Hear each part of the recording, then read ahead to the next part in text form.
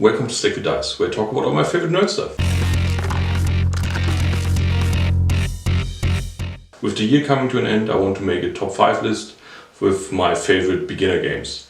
And beginner games in this case mean big games from my collection, which I consider to be somewhat beginner friendly. However, you should keep in mind that this list is completely based on the games I own and thoroughly played. So these games are not necessarily made with beginners in mind. These are just some games which I like to get out when friends come over to visit who are not really as deep into board gaming as I am. And of course, this list is just my opinion, and because I only put games on there which I own and we really played more than only a couple times, this list might be very different from what you have in mind.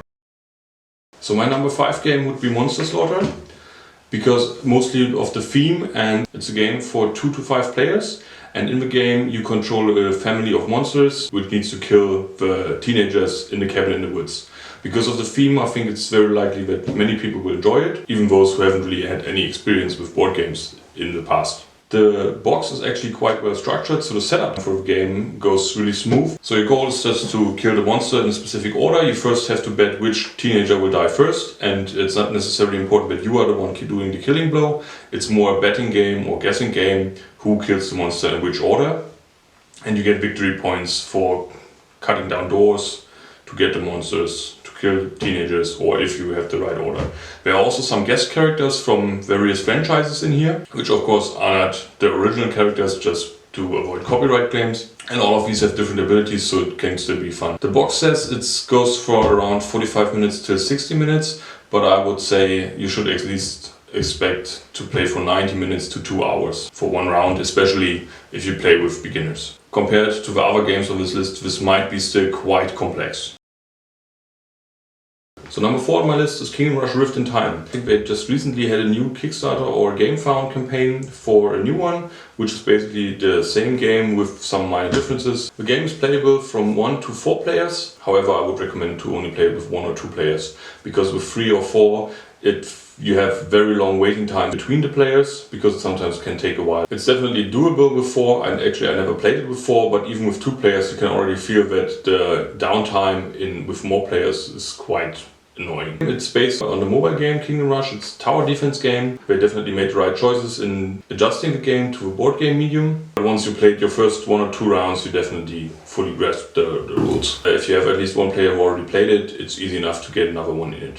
The box says it's supposed to be 60 to 80 minutes, which I would support. Depending on the scenario, some can be a bit longer, some can be a bit shorter, but you should definitely expect at least an hour to play the game, or at least one scenario. It does have a campaign, but you can also play all the scenarios in single instances. The setup can be quite long, especially if you don't really organize it yourself. There is an insert in the box, which I don't think is well done, but if you organize your games properly, then it shouldn't be too much of a problem.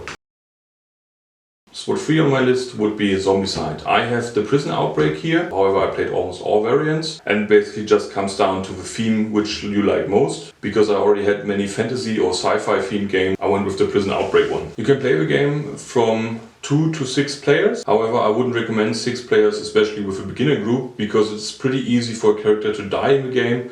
So ideally you have at least 1 or 2 spare characters, which you then give someone if our character dies. So one of the best compositions would be 3 or 4 players. So if you have 3 players, everybody plays 2 characters, and for only 2 players play 2 characters. So in case someone else dies, they can slip a character over there. Playing a character isn't very complex. You do have some unique abilities, they are explained well in the rulebook, and if needed, you can just check the rulebook again quickly. In the earlier versions there was no campaign mode, in the later one there is one. I never really played the campaign because I don't really think it is a campaign game, and the campaign does feel tacked on. You should really just play this scenario game. The box says it's supposed to be 1 hour for one game, but in all our missions we played, we took at least 2 hours because of discussion, and we usually played with 4 or 5 players, so there's also a lot of argument. The biggest negative for this game for me would be the downtime, especially if you have more than 4 players, because then it can really take a while till it's your turn again. And I don't think this is a game with a lot of strategic depth. It's really just mostly about throwing dice, having fun with your friends. There are not many deep decisions you can make while waiting for your turn. But if you do love miniatures, I think it's a lot of fun, and I had a lot of fun playing the game. It does look great when you have it fully set up on the table. It can get a bit annoying to paint so many zombies, but what do you expect when you play a game called Zombicide? So my number 2 is Mansions of Madness. This is the German box, because it was one of the first games I bought, and back then I only bought German games. So don't let the cover fool you, it's still Mansions of Madness. Mansions of Madness is a Cthulhu-themed, kind of like dungeon crawler. I really like this game, especially for beginners, because it's so easy to explain. You can just rip it out, tell them, yeah, you have 2 activations per turn, which you can either use to move or interact and attack, and then you're basically ready to go. All other rules you can explain really during the gameplay. You can play it with 2 till 5 players. 5, I'm not really a fan of 5 players. We did play it with 5, but I think the ideal amount of players would be 3 or 4 again, because otherwise the downtime can also feel pretty long. There's a lot of variety in the scenarios, but you should be aware that it is an app-based game. When we played it, I didn't have most of the times when we played the game, I haven't had the TV in my board game room available, so I always played it with an app on my phone. So only I was able to see it, and I read aloud all the text to the other players, which did work. I do recommend, however, that you have one screen where everybody could look on. Makes the game much easier. The game time can change drastically depending on the scenarios you play. In the base game there are 4 scenarios, and I think the longest is roughly around 4 hours. Which I can agree with. We played it and it took us pretty much exactly 4 hours. However, it really depends on the group. If you have a lot of discussions in there what to do, or if you have one player who really takes the lead, then sometimes you can get into different opinions what to do next. The scenarios itself are pretty varied. However, you should expect to buy a few more expansions for this one. I don't think it's necessary, but you can play through the 4 scenarios pretty quickly, so you expect to get at least 1 or 2 more expansions, preferably one of the big ones like Streets of Arkham, which is already the biggest negative for this game. I don't think the base game alone provides enough content to be fully enjoyable. But if you have at least 1 or 2 expansions, I definitely think it's worth it.